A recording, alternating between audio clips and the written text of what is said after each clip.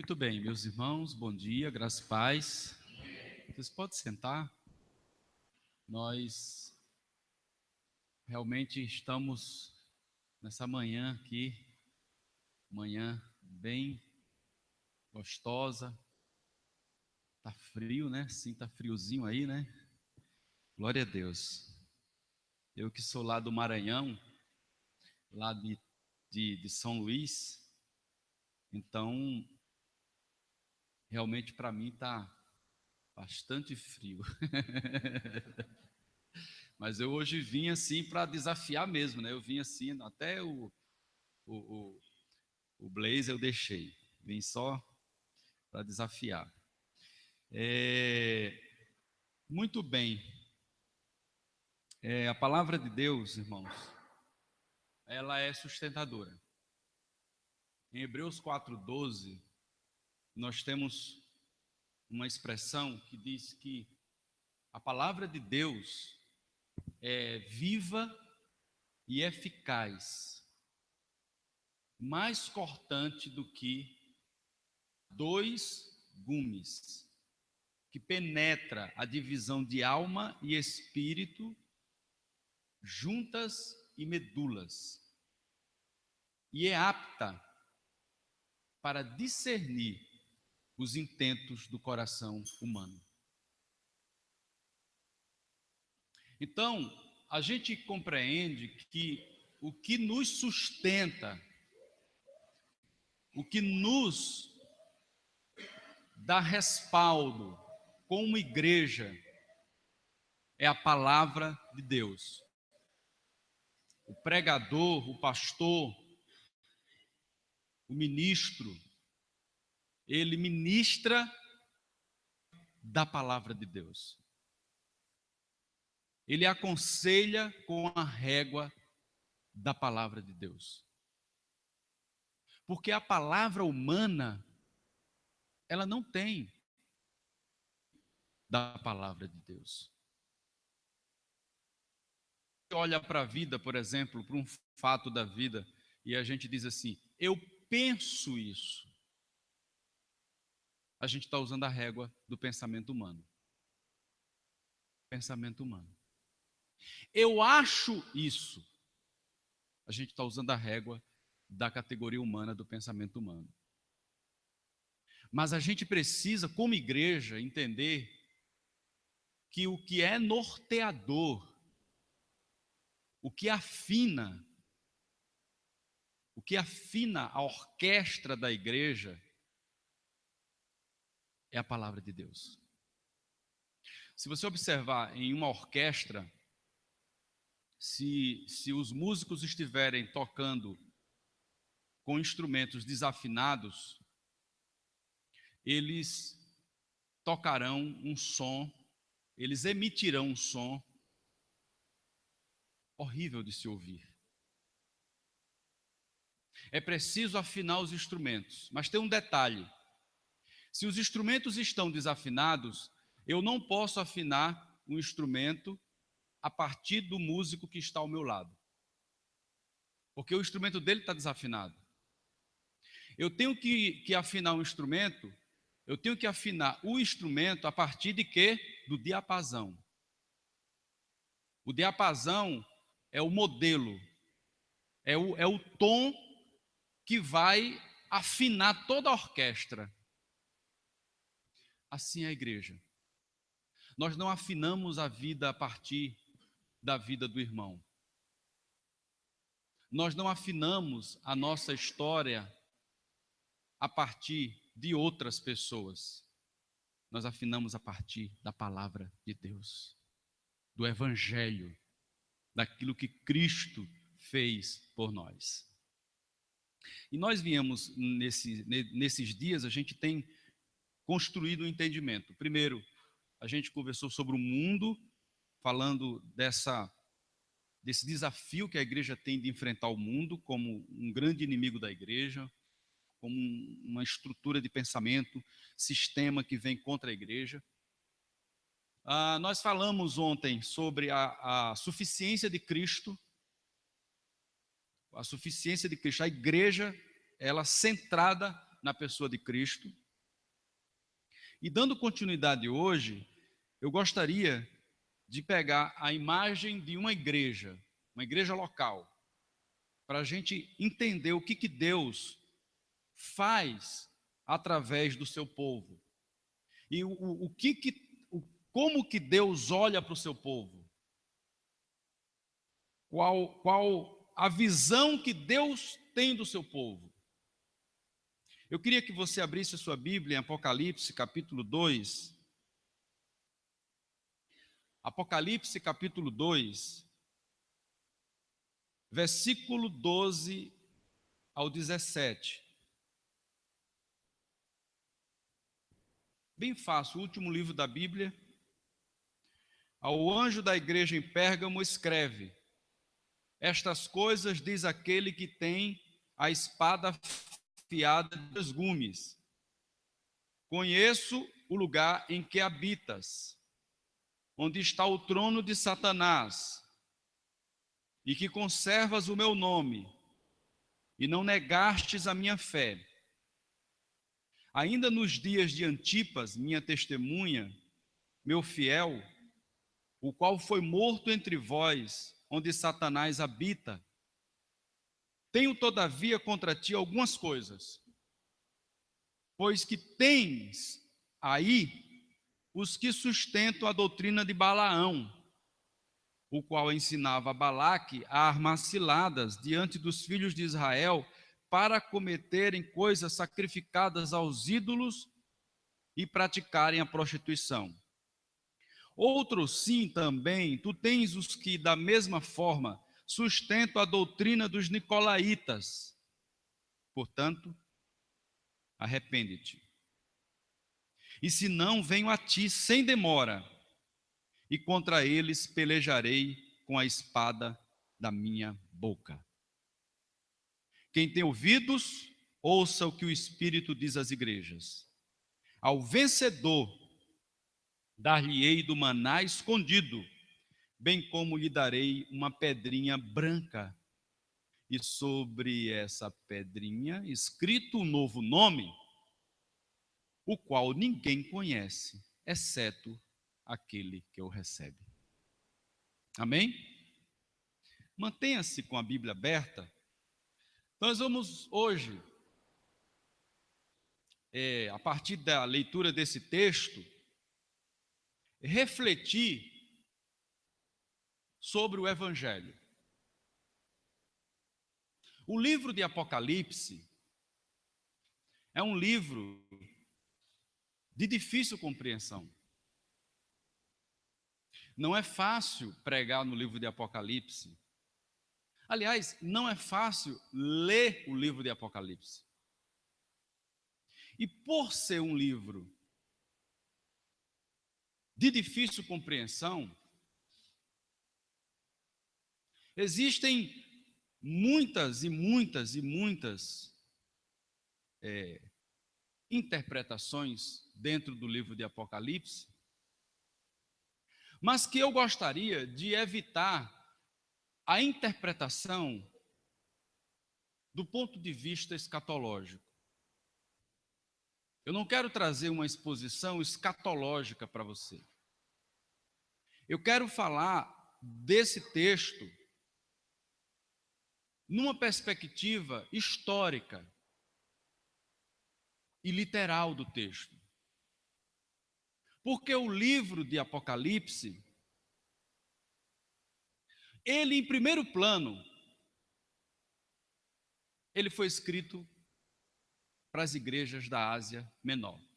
Veja aí no capítulo 1, vamos estudar a Bíblia. Capítulo 1, versículo de número 4, diz assim: João, às 7 igrejas que se encontram na Ásia.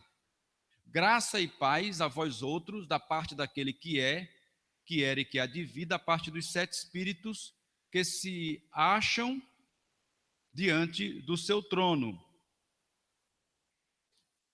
No verso 11 diz, do capítulo 1, dizendo: o que vês escreve em livro e manda às 7 igrejas: Éfeso, Esmirna, Pérgamo, Tiatira, Sardes Filadélfia e Laodiceia. Então, esse livro de Apocalipse, ele foi escrito para as igrejas da Ásia Menor, ou seja, em um determinado tempo na história. Que tempo é esse? Primeiro século. Então, de cara, a gente já percebe o seguinte: a igreja local, ela é uma comunidade que nasce no tempo e no espaço. A igreja, ela nasce no tempo e no espaço. Por exemplo, a igreja do primeiro século, ela se deparou com situações, com dificuldades daquele tempo, daquele momento da história, que nós hoje não estamos nos deparando aqui, por exemplo, em São Paulo, no contexto brasileiro, nem latino-americano, com esses problemas aqui. Por exemplo, aqui, quem é que é aqui, por exemplo, perseguido porque confessa o nome de Jesus? Ninguém aqui é perseguido porque confessa o nome de Jesus. Pelo contrário, ser evangélico no Brasil virou moda. Ser evangélico no Brasil é status. Então o problema é que hoje, como igreja, nós nos deparamos com os problemas relacionados ao nosso tempo, à nossa história. Então a primeira coisa que a gente percebe é que a igreja tem desafios no seu próprio tempo. Então esse livro foi escrito para as igrejas da Ásia Menor. E isso é interessante a gente perceber no texto.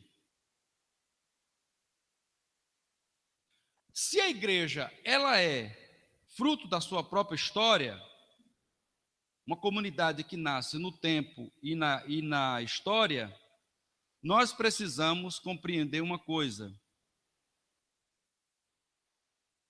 Quem está conosco, quem anda conosco, quem caminha conosco diante dos desafios que nós temos nesse tempo. A igreja de Pérgamo, repita comigo, Pérgamo, uma igreja no território do inimigo. Como é difícil você habitar onde o inimigo habita.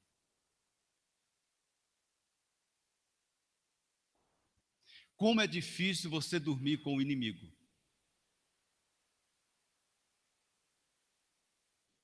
Como é difícil. Mas você observa que a igreja de Pérgamo, ela é uma igreja no território do inimigo. Quais são os grandes desafios que nós temos hoje? Quais são as forças que operam contra a sua vida nesse tempo? Em nossos dias, irmãos, nós temos vivido tempos difíceis. Ânimo. Nós temos vivido tempos de apatia,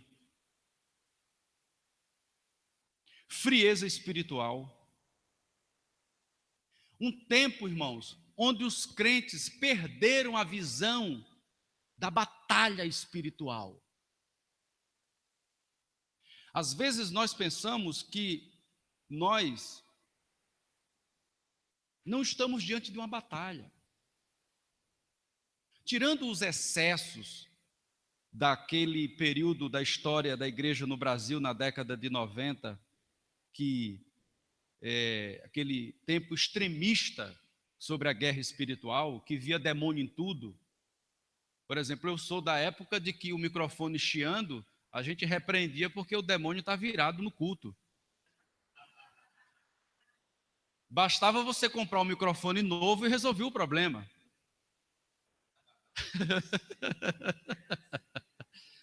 Eu sou do tempo, irmãos, que um carro com defeito, a gente tinha que orar repreendendo Satanás. Quando, na verdade, você precisava pegar aquele Satanás do carro e jogar fora.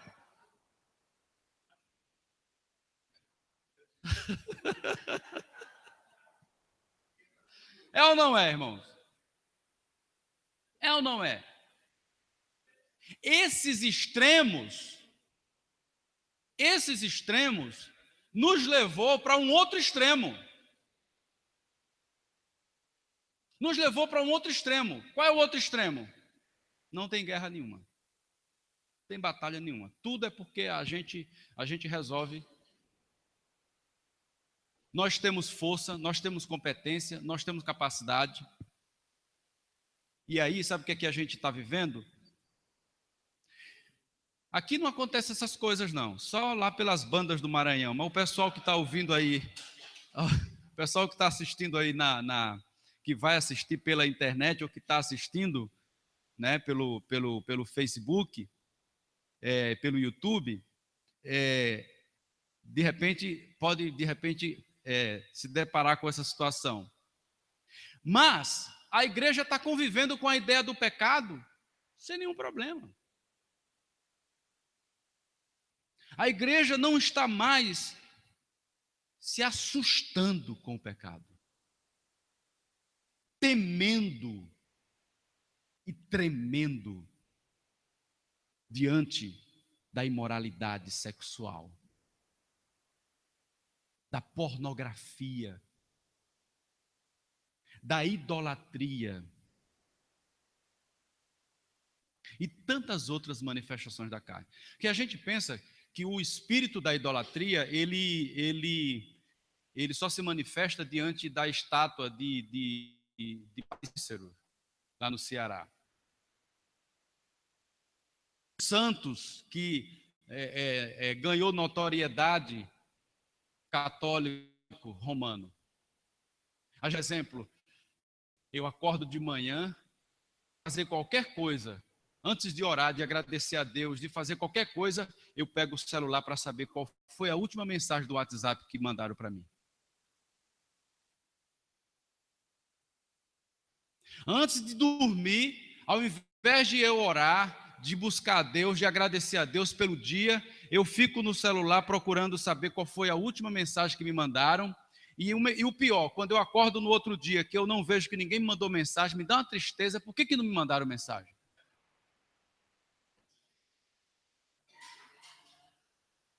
Quem é que está tomando o coração desse povo? Quem é que está tomando o coração dessa igreja? Sobre tudo que se deve guardar, guarda o teu coração. Então esse é o grande desafio da igreja. Perceber o seu tempo, perceber quem está minando o seu coração. Porque a igreja, irmãos, é o corpo de Cristo. E a igreja, para ter vida, ela precisa estar conectada com Cristo. E essa carta da igreja de Pérgamo, ela é muito interessante, porque ela nos ensina muitas lições. Observe comigo a estrutura da carta. Primeira coisa que eu vou dizer para você, o livro de Apocalipse, ele é dividido em duas sessões. Tá? Em duas sessões. A primeira vai do capítulo 1 ao capítulo 3. E a segunda vai do capítulo 4 ao capítulo 22. Do capítulo 1 ao 3, a gente poderia dizer que é uma sessão que fala da igreja na terra. Dos fatos que estão acontecendo na terra. E do capítulo 4 em diante, os fatos que estão acontecendo nos céus. Mas observe, o que acontece no céu, o movimento do céu afeta a vida de quem está aqui na terra. Se você ler o livro de Apocalipse, do capítulo 1 ao capítulo 22, você vai perceber que é um livro onde revela o que está acontecendo na terra e o que está acontecendo no céu. E essa carta aqui, as cartas às igrejas, elas recebem nomes: a igreja de Éfeso, a cidade de Éfeso.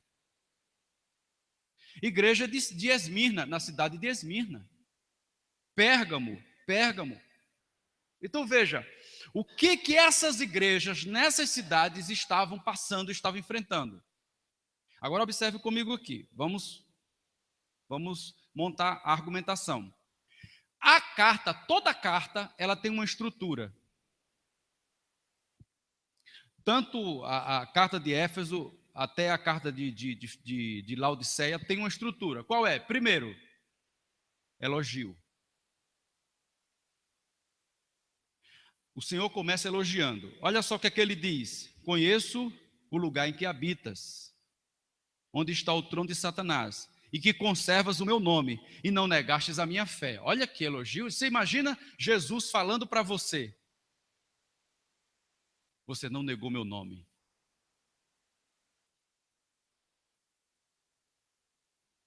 Você não negou, você conserva o meu nome, você não negou a minha fé. Imagine você recebendo um WhatsApp do céu para você dizendo isso. Eu sou Jesus, falando diretamente com você. Que elogio, glória a Deus. O Senhor falou comigo agora. Então, primeira estrutura, elogio. Segundo, exortação. Então é o seguinte, você conserva meu nome, você não nega a minha fé, mas eu tenho uma coisa contra você.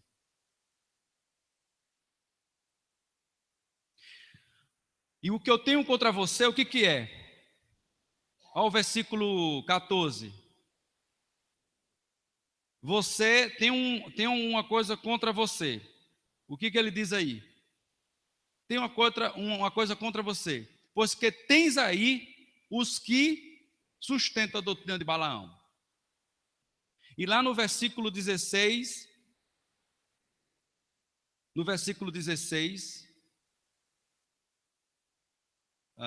versículo 15, outro sim também tu tens os que, da mesma forma, sustentam a doutrina dos nicolaítas. Então é o seguinte, aquela igreja conservava o nome do Senhor, aquela igreja era uma igreja de fé, mas era uma igreja conivente. Tinha gente lá que era do movimento de Balaão, e era do movimento dos nicolaítas, e a igreja estava convivendo com esse pessoal de boa. Agora, terceira estrutura da carta. Vamos lá, primeiro, elogio. Segundo, exortação. E a terceira estrutura? Uma promessa. Uma palavra de promessa. Mas a palavra de promessa, ela vem com um chamado. E o chamado que está no versículo 16 aí? Portanto, arrepende-te. Aí eu pergunto para você: arrepende-te, se não venho a ti, sem demora, e contra eles pelejarei com a espada da minha boca. Quem tem ouvidos, ouça o que o Espírito diz ao vencedor dar-lhe-ei do maná escondido. A promessa. Então essa é a estrutura. Vamos lá, elogio, exortação e promessa, com um chamado para se alinhar com o coração de Deus. Arrepende-te. Arrepende-te.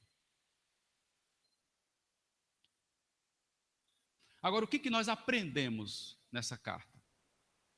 Quais as lições que nós aprendemos nessa carta aqui?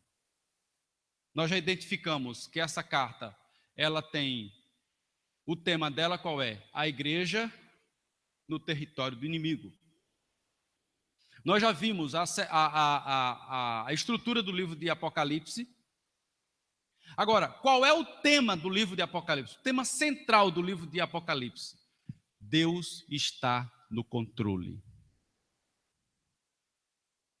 Você pode repetir comigo? Deus está no controle. É esse tema que vai conduzir todo o livro de Apocalipse. Deus é soberano. Deus é Senhor. Deus é todo-poderoso. Aleluia! Lições que nós aprendemos. Primeira lição: a igreja não está sozinha no território do inimigo. Olha o que diz o versículo de número 12 e 13. Estas coisas diz aquele que tem a espada afiada de 2 gumes. Conheço o lugar em que habitas, onde está o trono de Satanás. Veja, irmãos, a igreja na terra batalha contra quem? Contra o mundo, contra o diabo, contra o pecado. Mas ela está na direção do grande e soberano Jesus Cristo. Por quê? Porque o que João está escrevendo é uma mensagem que ele está recebendo do próprio Jesus glorificado. Veja que o texto inicia assim, ó: ao anjo da igreja em Pérgamo escreve: estas coisas diz aquele. Estas coisas que João está escrevendo, diz aquele, ou seja, essa carta, as cartas à igreja do Apocalipse, eram cartas ditadas pelo próprio Jesus glorificado. Quem está falando é o próprio Cristo glorificado. Então ele diz, estas coisas diz aquele que tem a espada afiada de 2 gumes. Ele usa uma linguagem aqui da espada, o símbolo da soberania da guerra romana. Roma utilizava a espada no Império Romano era central, porque Roma foi um dos impérios mais gloriosos da história da humanidade. Nas batalhas romanas, Roma conquistou o mundo através da sua força. O Império Romano foi um dos maiores impérios que a história da humanidade já viu. E a espada era símbolo de quê? De grandeza, de glória, de poder, de soberania. Então, quando Jesus diz estas coisas, diz aquele que tem a espada, o que os leitores de João, quando estão lendo, o que vem na cabeça deles? Porque eles estão dentro daquele tempo. Quem está falando comigo, quem está dizendo essas coisas, é aquele que é o soberano, é aquele que é o Senhor, Jesus Cristo. Segunda coisa que a gente tem na ideia desse versículo, é que, ao mesmo tempo que a espada é o símbolo da soberania, da glória, e aí a espada afiada vem da boca do Cristo glorificado. O que significa essa espada afiada? A credencial de quem está falando é a credencial daquele que é a palavra viva. Hebreus 4:12. A palavra de Deus é viva e eficaz, mais cortante do que espada. Quem está falando com aquela igreja é aquele que é o único poderoso para fazer com que aquela igreja enfrente o problema que ela está enfrentando. Jesus está dizendo: eu estou com vocês nessa batalha. Eu estou com vocês nessa luta. Eu caminho com vocês. Vocês estão no território do inimigo. Eu conheço o lugar em que vocês habitam. Mas só existe uma maneira de vocês vencerem o inimigo: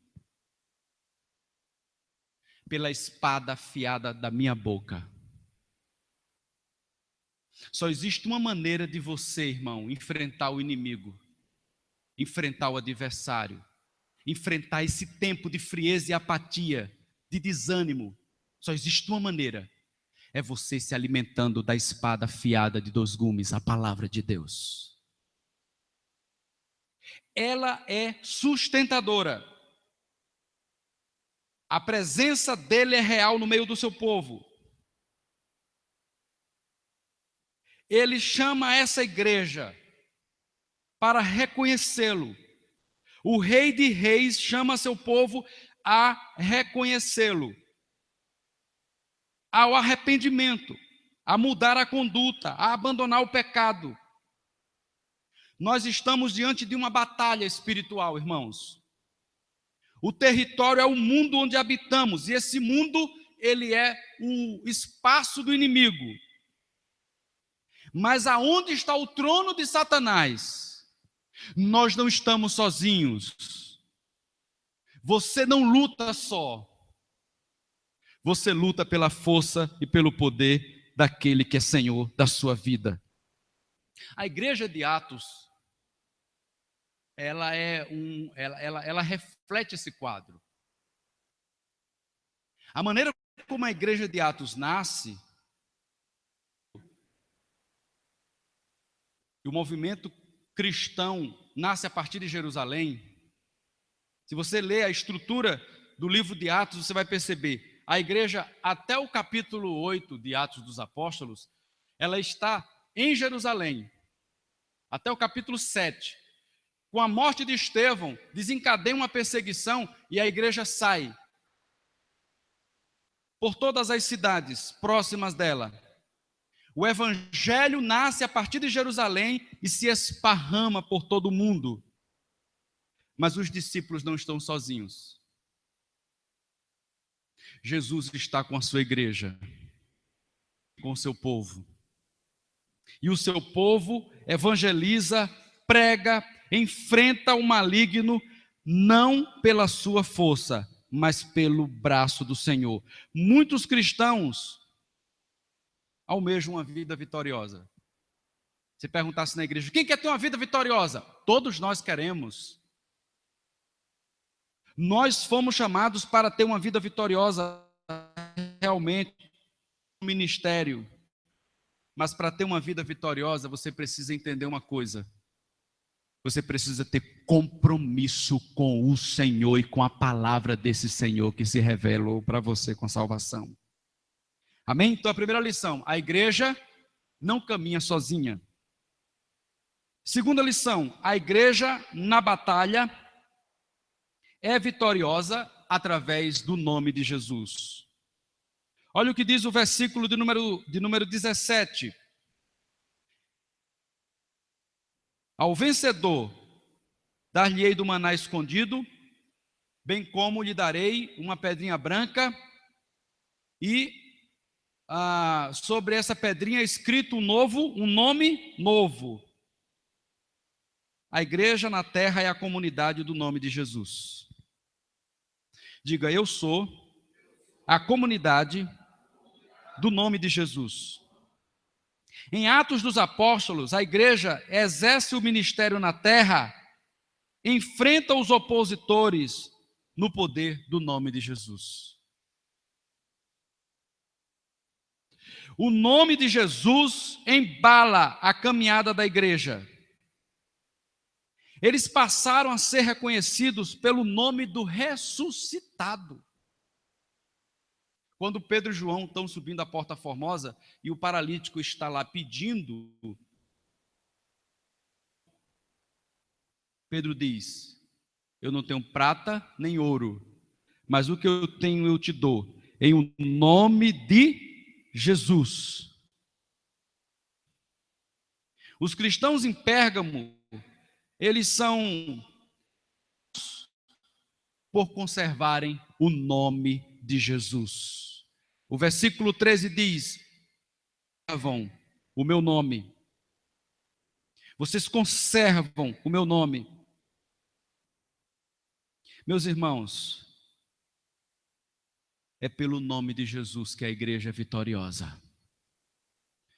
Você pode se chamar João, você pode se chamar Pedro, você pode se chamar Antônio, você pode se chamar Maria.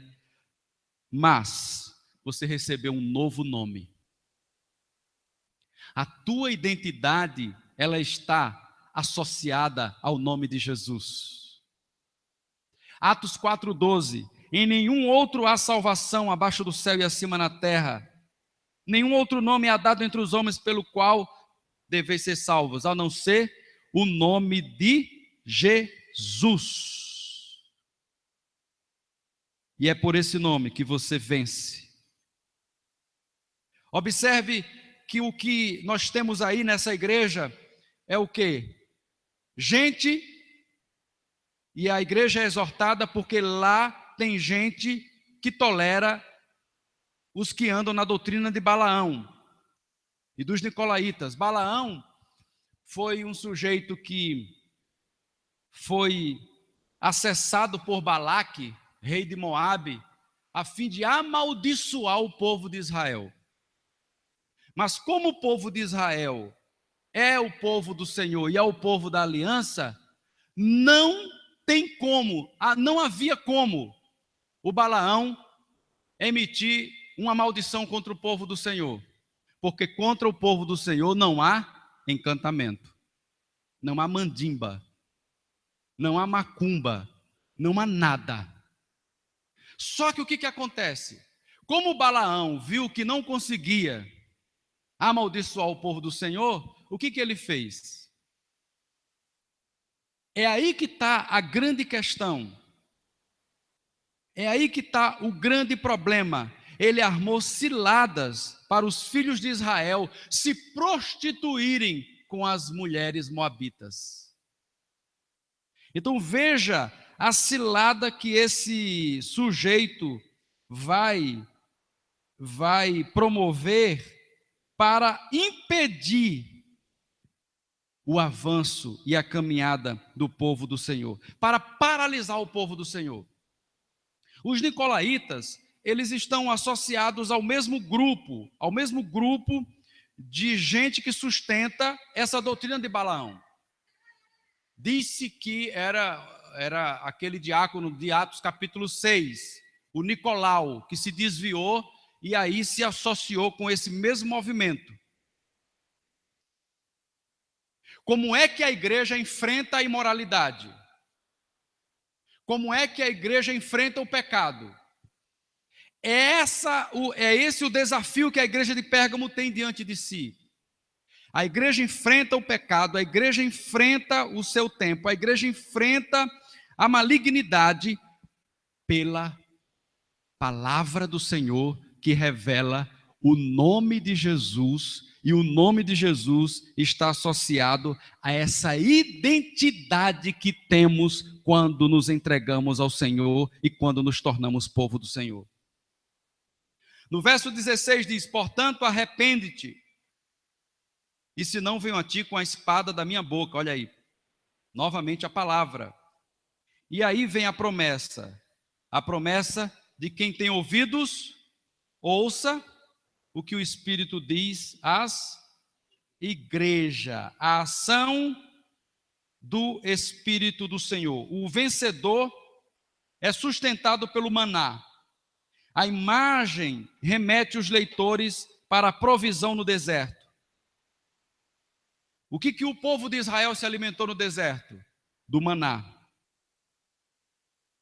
E o que o maná representava? João capítulo 6, versículo 31 a 40 vai dizer: Jesus diz: eu sou o pão que desceu do céu.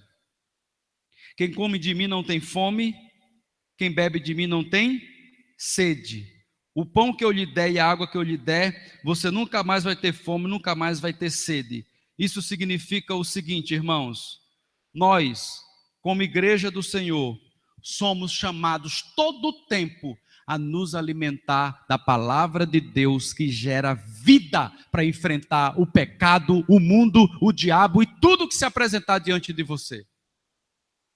Você é fortalecido por isso. Mas a gente está vivendo em um tempo onde as pessoas estão buscando fortalecimentos em outras coisas. Nossa identidade, ela está determinada pelo nome que carregamos. Você é vitorioso por esse nome.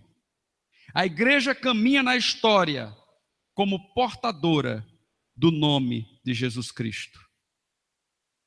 Nosso nome não tem poder. Nada conseguimos no reino espiritual pela capacidade do nosso nome.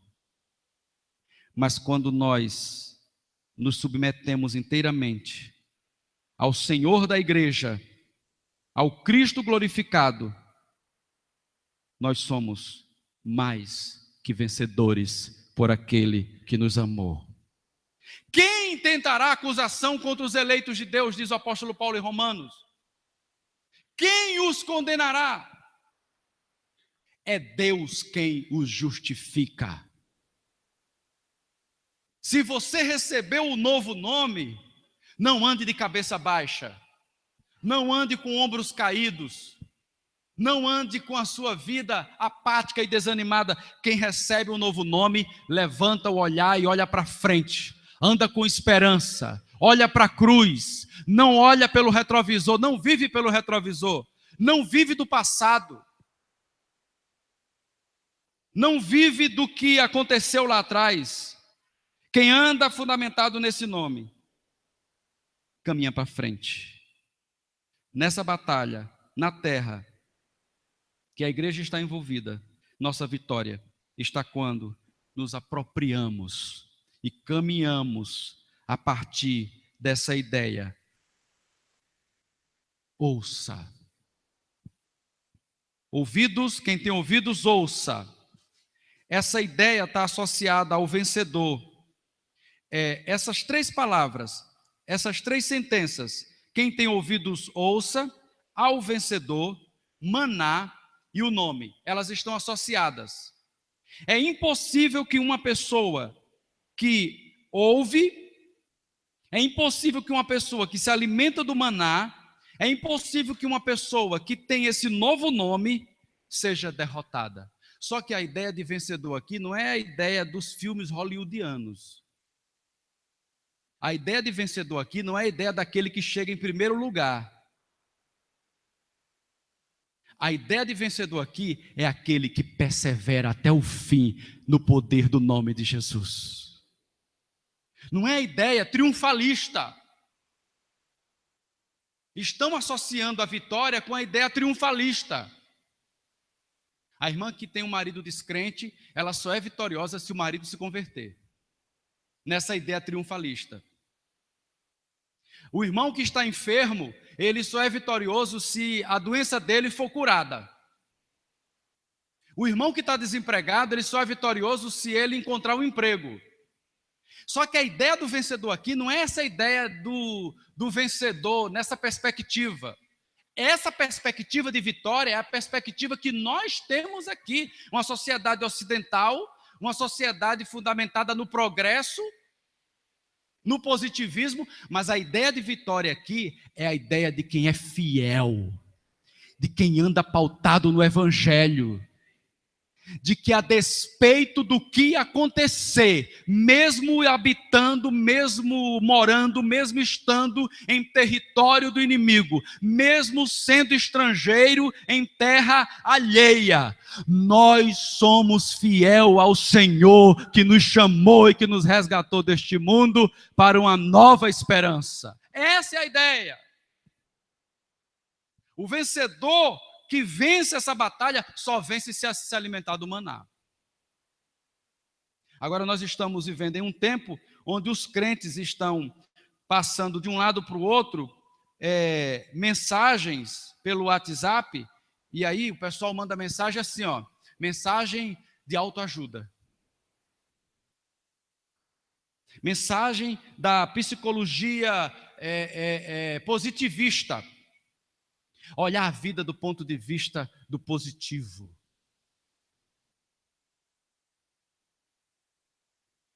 Nós não fomos chamados para se alimentar desse pão. O pão que nos alimenta e que nos dá vitória é o que caiu do céu, é o maná que caiu do céu, que foi enviado de Deus. Irmãos, esse deserto é duro, filho. Essa igreja não está caminhando, irmãos, para uma terra desconhecida, não. Nós estamos caminhando para a terra prometida.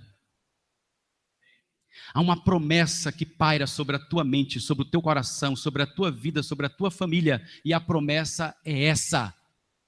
João 14, não se turbe o vosso coração. Credes em Deus, credes também em mim. Na casa de meu pai há muitas moradas. Se não fosse assim, eu vos teria dito, vou preparar-vos lugar. E quando eu for, vos levarei para que vocês estejam onde eu estiver. Essa é a promessa. Somos peregrinos, por isso não tenha medo.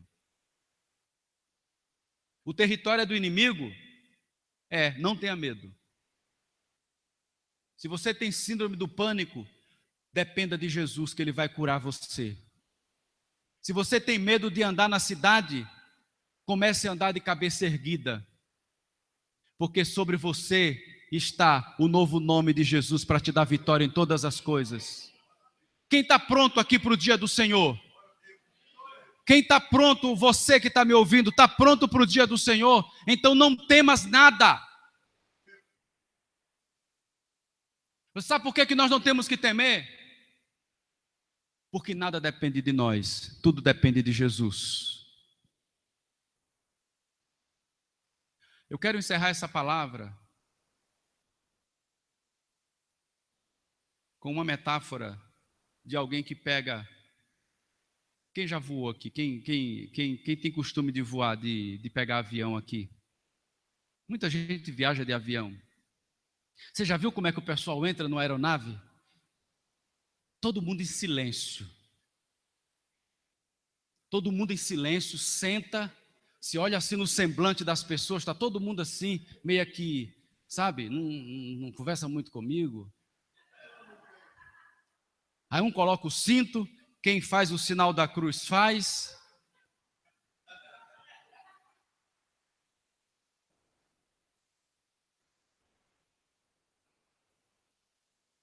Ali tem dois tipos de pessoas, numa aeronave. Tem aquelas que estão ali com fé, com confiança,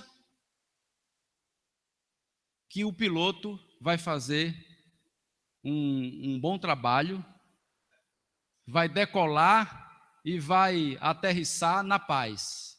Vai ser tudo tranquilo. Mas tem gente ali que está com o sentimento de que está vivendo os últimos dias da sua vida. É ou não é, irmãos? É um medo, é um pavor. É uma angústia, é um desespero. E aí a aeronave vai para a cabeceira da pista e decola. E aterrissa. Quando ela chega,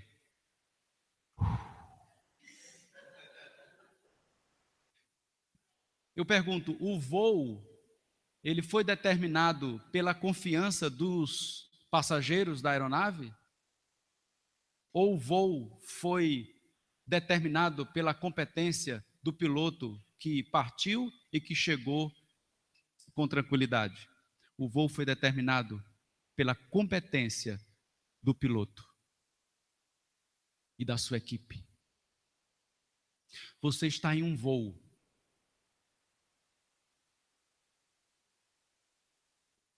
E quem está no comando, no controle, é o Jesus Cristo. E esse voo, ele não é determinado pela tua confiança, pela tua capacidade, pela tua segurança. Esse voo é determinado por aquele que tem todo o controle na sua mão. E se ele tem todo o controle na mão dele, aconteça o que acontecer, haja o que houver, estou firme no meu Senhor, no meu Salvador, no meu Redentor, naquele que me sustenta. Aleluia! A igreja é esse povo que caminha nessa confiança no Senhor. Eu quero convidá-lo para a gente ficar em pé. Bendito seja o teu nome, Jesus. Tu és santo. Estas coisas diz aquele que tem a espada afiada de 2 gumes. Conheço. O Cristo glorificado conhece tudo.